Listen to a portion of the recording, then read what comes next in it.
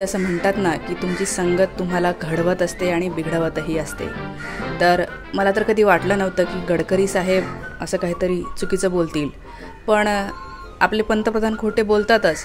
आणि गडकरी साहेबांचं एक वाक्य तुम्हाला इथे शेजारी दिसत असेल, ते असं म्हणतायत, जात धर्म आणि पंथाच्या नावावर भाजपने कधीही राजकारण केलं नाही. हा खरं म्हणजे खूप मोठा एक जोक आहे, खूपच मोठा विनोद आहे जो की नितीन गडकरी साहेबांनी केलेला आहे.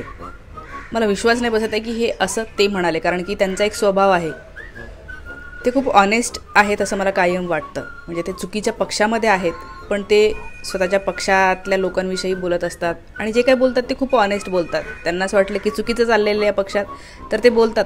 तर बघूया आता लोक काय म्हणतात. ही माझीच कमेंट आहे, तुम्ही पण खोटं बोलायला शिकले साहेब. नेक्स्ट कमेंट आहे, शिव्या दिलेल्या आहेत, मी वाचणार नाही.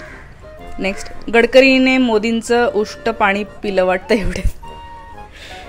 नेक्स्ट कमेंट, यावर्षी गडकरीचे काही खरे नाही. Joke of the day. Next, शेवटी भट देवळात गेला. नेक्स्ट, धर्माच्या नावाशिवाय बीजेपीचं राजकारण होत नाही. जागोजागी आचारसंहिता लागू असताना सुद्धा जागोजागी हे धर्माच्या नावाने, स्मृती इराणी धर्माच्या नावाने वोट मागते आहे. आम्ही राम मंदिर बनवलं, आम्हाला मतदान करा असं म्हणते आहे. नेक्स्ट कमेंट, तुम्ही तुमची जी प्रतिमा आहे त्यानुसार बोलत जा साहेब. हे रंगाबिल्ला काहीही बोलायला लावतील आणि तुमची प्रतिमा मलिन करतील. कुठेतरी या व्यक्तीला असं वाटतं की गडकरी हे स्वतःहून नाही बोललेले आहेत, त्यांना बोलायला लावलेलं आहे हे. कारण गडकरी जर स्वतः त्यांच्या स्वभावानुसार बोलले असते तर ते म्हणले असते की करावं लागतं कधीतरी धर्माचं, जातीचं राजकारण, असे ते बोलले असते दिलखुलास. पण हे कुठेतरी त्यांचं वाक्य नाही आहे असं वाटतं.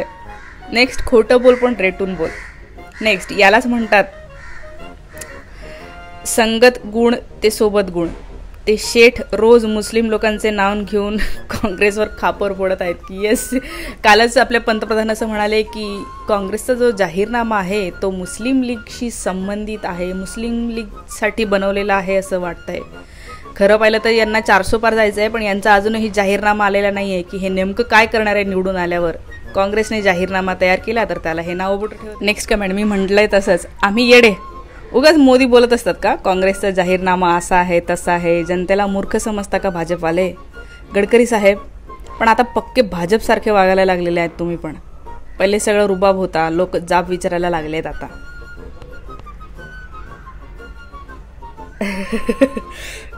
नेक्स्ट, धार्मिक तेढ हिंदू मुस्लिम केल्याशिवाय बीजेपी निवडून येऊच शकत नाही. नेक्स्ट, ढवल्याच्या कड्याला पोवल्या बांधला, वाण नाही पण गुण लागला. मारो भाई मारो, म्हणजे चप्पल से मारो साहेब. तुम्ही पण फेकायला लागले की का तुम्ही अगोदरपासून फेकू आहात, आता समजतंय. चला हवा येऊ द्या. नेक्स्ट, भाजपच्या सध्याच्या राजकारणामुळे तुम्ही तुमची स्वतःची प्रतिमा मलिन करून घेतली आहे. घेऊ नका. भाजपचे राजकारण जातीवादावर आहे आणि तुम्ही असं करू नका साहेब.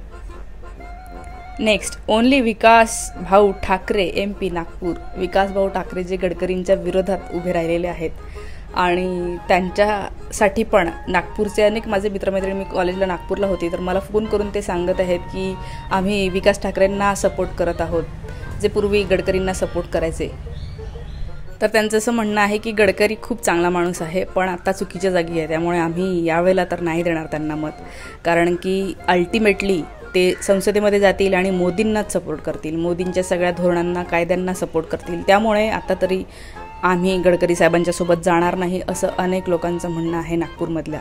मला असं वाटतं की गडकरी जर अपक्ष लढले तर नक्कीच जिंकून येतील, पण ते BJP सोबत आहेत तरी पण ते येऊच शकतात. पण लोक विरोधात आहेत, आता मोदींच्या विरोधात असल्यामुळे लोक आता गडकरींच्या पण विरोधात चाललेले आहेत. बघूया पुढची कमेंट, धार्मिक तेढ हिंदू मुस्लिम केल्याशिवाय BJP निवडून येऊच शकत नाही. नेक्स्ट कमेंट, साहेब फक्त मी म्हणा, भाजप म्हणू नका. तुम्ही असं म्हणा की मी कधी धर्माच्या नावाने, जातीच्या नावाने मत मागत नाही. नेक्स्ट, अहो नितीन आबा झूठ बोल पर नीट बोल. गडकरी साहेब तुमच्याकडून अशी अपेक्षा नव्हती. नेक्स्ट, नागपूर जाते वाटते तुमच्या हातातून सुटून आता. लोकांना कळायला लागलं की का तुम्ही असं बोलताय, तुम्ही सांगा ना, म्हणजे नागपूर नाही तर जाणार आहे. किंवा लोकांना हे वाटायला लागलं की नागपूर हातातून सुटून जायची भीती असल्यामुळे तुम्ही आता असे जस्टिफिकेशन द्यायला लागलेले आहात की काय. नेक्स्ट, यांचा पण टाईम झाला आहे आता घरी बसायचा. ह्या लोकांच्या प्रतिक्रिया आहेत मित्रमैत्रिणींनो.